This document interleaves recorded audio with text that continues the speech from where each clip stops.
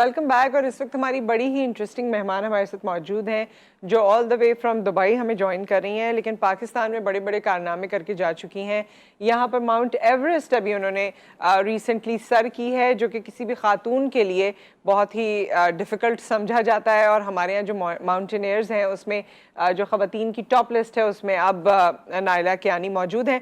Naila Kiani mountaineer होने से पहले एक खुशहाल शादीशुदा ज़िंदगी गुजार रही हैं। उनकी 2 बेटियां हैं छोटी छोटी सी। उसके अलावा उनका इंजीनियरिंग और बैंकिंग का बैकग्राउंड है प्रोफेशनली, लेकिन उसके बावजूद मुझे आज उनसे ज़रूर पूछना है कि वो क्या फोर्स थी, वो क्या वजह थी कि उन्होंने माउंटेनियरिंग को परसू किया। और बल्कि अभी मेरी बात हो रही थी तो उन्होंने बताया कि उन्होंने बैंकिंग को भी क्विट किया है अपने इस पैशन के लिए।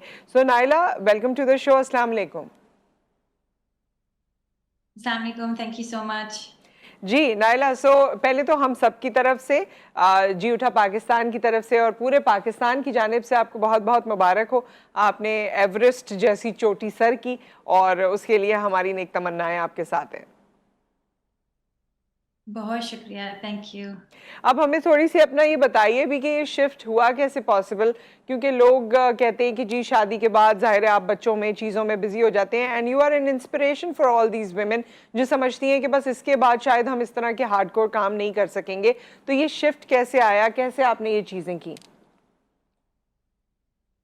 एक्चुअली मैं भी शादी बच्चों से पहले मेरी बिल्कुल यही सोच थी, बिकॉज आई थिंक मैंने अपने अपनी तरफ से नहीं सोचा था, ये सोसाइटी के ही का ही प्रेशर है कि शादी के बाद हम एडवेंचर नहीं कर सकते, सर्टन चीज़ें नहीं कर सकते, सर्टन करियर नहीं कर सकते। तो 5 साल पहले मैंने के टू बेस कैंप मैंने ट्रैक किया था। हम्म। के टू देखने के लिए, के टू का शौक था। मैं और मेरे हस्बैंड ने इकट्ठा जाना था, लेकिन उनकी कोई इमरजेंसी आ गई थी, तो उन्होंने बोला तुम जाओ अकेले, बिकॉज बच्चों के बाद तो तुम नहीं जा पाओगी। और मैंने भी राइट। यही सोचा था नहीं जा पाऊंगी, लेकिन जब मैं गई वहां पे क्लाइंबर से मिली, उनसे मुझे इंस्पिरेशन मिली। जब मैं वापस आई तो बस अचानक से शौक पैदा हुआ, कुछ इस तरह से चीजें हुई हम्म। कि मुझे किसी ने ऑफर की कि माउंटेन चढ़ना है, तो यस, तो बिल्कुल अचानक से आई। लेकिन अभी मैं ये सोचती हूँ कि क्यों सोचती थी मैं कि शादी के बच्चों के बाद या शादी के बाद ये चीजें नहीं कर सकती, because we can do anything we want to do अगर फैमिली हम्म। सपोर्टिव है। बिल्कुल सही। अपने उस एक्सपीरियंस के बारे में हमें बताइए जो आपका ये माउंटेन क्लाइंबिंग का रहा है, क्योंकि इसमें बहुत सारे पिक्चर्स तो बड़ी अच्छी आपकी आई हैं, लेकिन obviously there is lot of hard work and there are lot of challenges that you face while you are climbing up. तो या फिर नीचे भी जब आप आ रहे होते हैं तो उनके बारे में हमें बताइए। माउंटेन क्लाइंबिंग डेफिनेटली बहुत चैलेंजिंग है। इस साल मैंने पिछले साल तक 3 पीक्स 8,000 से ऊपर की पाकिस्तान में की थी, लेकिन पाकिस्तान में क्लाइंबिंग समर में होती है। हम्म। अभी मैंने 3 पीक एक महीने नेपाल में की है, तो स्प्रिंग में की है, लेकिन क्लाइमेट चेंज की वजह से जो चेंजेस आ रहे हैं, स्प्रिंग में भी बहुत ज़्यादा सर्दी थी, तो माउंट एवरेस्ट एक्चुअली इस दफ़ा 10 डिग्री ज़्यादा कोल्डर ठीक। था ओ, पहले, ओके। पिछले बहुत से सालों से। Hmm. So overall it was very challenging. इस दफा तो इतना चैलेंजिंग था, तो मैंने जब कर रही थी क्लाइंबिंग, मैं सोच रही थी कि क्यों कर रही हूँ, it's suffering, I am suffering, तो क्यों कर रही हूँ, इसके बाद हाँ। नहीं करूंगी। लेकिन राइट। वो टेम्पररी होता है, क्लाइंबर्स की फीलिंग होती है। सो हम्म। ओवरऑल वेरी चैलेंजिंग, कोल्ड बहुत, सर्दी बहुत ज्यादा थी। और रॉकफॉल एवरेस्ट पे यूजुअली नहीं होती है, एवरेस्ट को इजी पीक समझा जाता है, लेकिन बहुत ज्यादा रॉकफॉल था इस दफा। तो वो रॉकफॉल इसको डेंजरस बनाता है, because if you climbing up and you not paying attention, अचानक से रॉक आपके ऊपर गिरेगा। हम्म। ऊपर जो समिट पुश था, मतलब राइट। जो फाइनल पुश था, 8,800 मीटर पे जाना, वो बहुत लंबा था।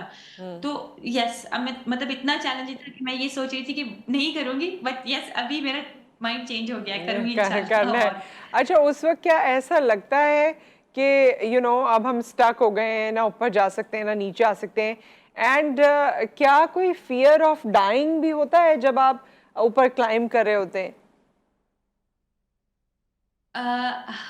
मेरे साथ दो पहाड़ों पे ऐसा हुआ, 2 पहाड़ों पे ऐसा हुआ था। जी1 मैंने लास्ट ईयर समिट की थी, हम्म। तो वो अचानक से हम लोग, बस 13 लोग थे ओवरऑल माउंटेन पे। मतलब 13 लोगों का मतलब है कि कम रिसोर्सेज हैं, अगर कोई इमरजेंसी हो हम्म। जाए तो इश्यू हो सकता है। हेल्प ढूंढने में। तो वो इतना एक टेक्निकल सेक्शन था, रॉक एंड आइस, और इतनी ज्यादा विंड अचानक से, बिकॉज फोरकास्ट कभी कभी गलत हो जाती है पहाड़ों में अनफॉर्चुनेटली। तो वो इतनी ज्यादा विंड थी कि मतलब ना ऊपर जाया जा रहा था और नीचे भी कुछ भी नहीं था, क्योंकि we all left the last camp to go up.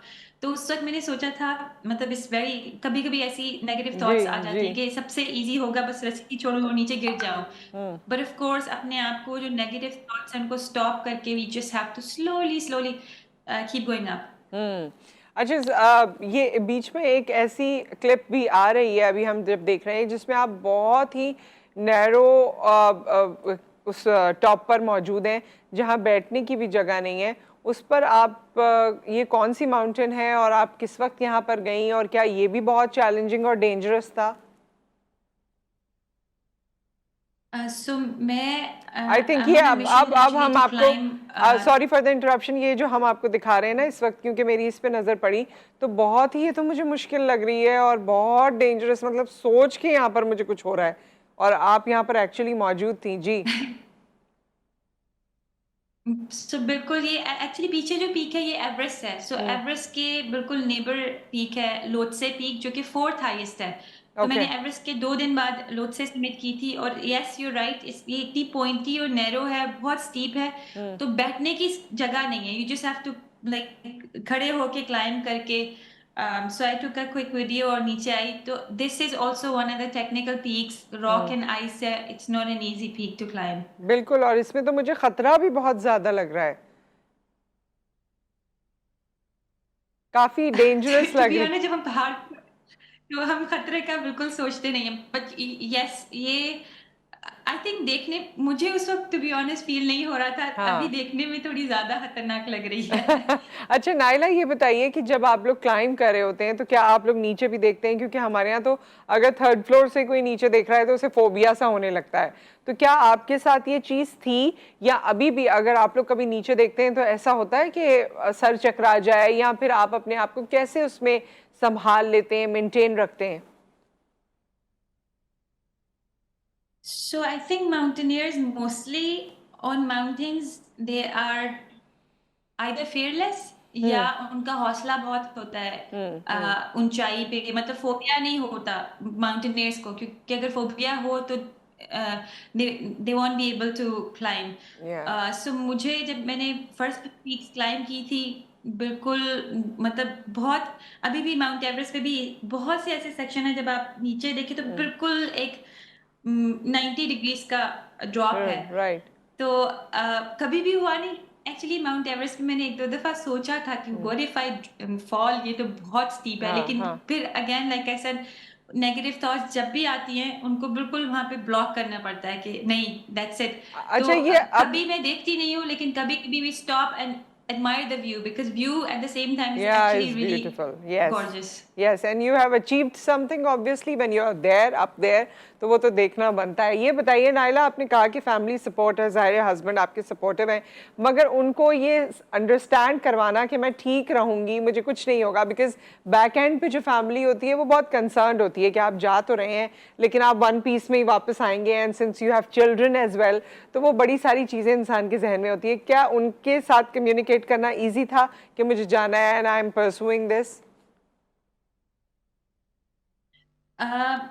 पहले तो बहुत मुश्किल था, क्योंकि मेरे घर में जो खवातीन हैं, जैसे अम्मी है, मदर इन लॉ है, वो तो अभी भी बोलती हैं बस कर दो, दिस इज डेंजरस स्पोर्ट। हाँ। जो अब्बू, father in law, brothers, they very very supportive कि ठीक है, बिकॉज दे नो मी, मैं बॉक्सिंग बहुत साल से कर रही हूँ, तो दे नो कि एडवेंचरस और रिस्क जहां तक अवॉइड कर सकती करूंगी। But mountaineering is a very risky sport. Mount Everest पे इस दफा 12 लोग अनफॉर्चुनेटली उनकी डेथ हुई। तो इसीलिए मेरे लिए बहुत मुश्किल होता था अपने हस्बैंड को मनाना कि मुझे जाना है। K2 के लिए तो for sure it took me so long, लेकिन व्हाट आई प्रॉमिस देम कि मैं, ठीक है रिस्की है, अगर नेचुरल कोई डिजास्टर आ जाए वो अवॉइड नहीं कर सकते, बट अच्छी टीम के साथ जाएं तो वो पूरा देखभाल के जाती हैं कि कौन सा ऐसा एरिया है जहाँ पे एवलांचेस या तो नहीं आते या कम राइट। आते हैं, या रॉकफॉल कम होती है। लेकिन आई टोल्ड माई हस्बैंड कि I will not take intentional risk. जैसे अगर मौसम बहुत ज्यादा खराब है और we know that I will not go. अगर खराब अचानक से हो जाए that's a different thing. And then also I use daughters as a strength. So अगर मुझे कहीं डर लगे या कहीं थोड़ा सा हौसला नीचे हो जाए, तो आई थिंक ऑफ देम कि वो छोटी हैं बहुत, I need to go back to them, so I use them as my strength, और फोकस बहुत ज्यादा करती हूँ। और अपनी तरफ से अल्लाह का शुक्र है आज तक मैंने मिस्टेक नहीं की है। एंड आई होप मैं सबको बोलती हूँ मेरे लिए दुआ करे कि आगे भी मैं खुद से बिल्कुल मिस्टेक नहीं बिल्कुल। करूँ। तो वो फिर उनको, और specially he is more confident. हाँ बिल्कुल बिल्कुल। और आपने अब अपना जो प्रोफेशन आपका बैंकिंग का था उसको माउंटेनियरिंग के लिए छोड़ दिया है, अब आप इसी पैशन को प्रोफेशन बनाएंगी और कंटिन्यू करेंगी? So this is still a passion, and I would say this is still a hobby. So I full-time professional mountaineer temporarily हूँ, because I want to हाँ। finish the peaks as soon as possible, ताकि okay. मैं family पे focus कर सकूँ अगले right. सालों में, instead of going for one peak every year। एक साल में जितनी कर सकती हूँ करूँगी। But I am planning to start a business, because financially इसमें इतना ज्यादा you can really earn scope है। मनी। स्पॉन्सरशिप हमें मिलते हैं, और एटलीस्ट मुझे अल्लाह का शुक्र है मिल रहे हैं to climb the mountain, but I don't earn any money, so I still need to do something. So वो साइड मेरी करियर वाली खत्म नहीं हुई है, वो रहेगी साथ। That's very good. और you have already proved that you are a multitasker. So all the best to you. आप बहुत सारी चीज़ें एक साथ मैनेज भी कर सकती हैं, और जो आप कर रही हैं उसमें अल्लाह करे कि जो आप अचीव करना चाहती हैं वहाँ तक ज़रूर पहुँचें। Thank you so much Naila for your time and for all this wonderful talk. बहुत शुक्रिया। तो ये नाइला कियानी थी, जिनके बारे में काफ़ी आप खबरों में सुन भी रहे होंगे, वैसे भी आपको सोशल मीडिया से पता चल रहा होगा। एंड लाइफ डजंट स्टॉप, आपको किसी भी एज में किसी भी वक्त में, मुझे याद है वो नाम याद आता है तो बताती हूँ, लेकिन किसी ने मुझसे ये कहा था कि जो रिटायरमेंट की एज थी उस पर मैंने काम शुरू किया, और उस वक्त काम करने का कोई उनकी ज़िंदगी में था नहीं कि जी काम करना है, लेकिन रिटायरमेंट, ऐसी बात जुबैदा आपा भी कहा करती थी कि जी रिटायरमेंट की एज में जो है मैंने काम शुरू किया और अल्लाह ताला ने मुझे इतना नाम दिया। सो ऐसा होता है ज़िंदगी में, कभी भी आपको अपॉर्चुनिटी हिट कर सकती है। एक ब्रेक आ गया, ब्रेक के बाद वापस आते हैं। कौन कौन सी अपॉर्चुनिटीज़ आपके इर्द गिर्द हैं जिन्हें आप हिट कर रहे हैं बिला वजह में, जो आपकी सेहत को ख़राब कर रही हैं, उनके बारे में हम बात करेंगे।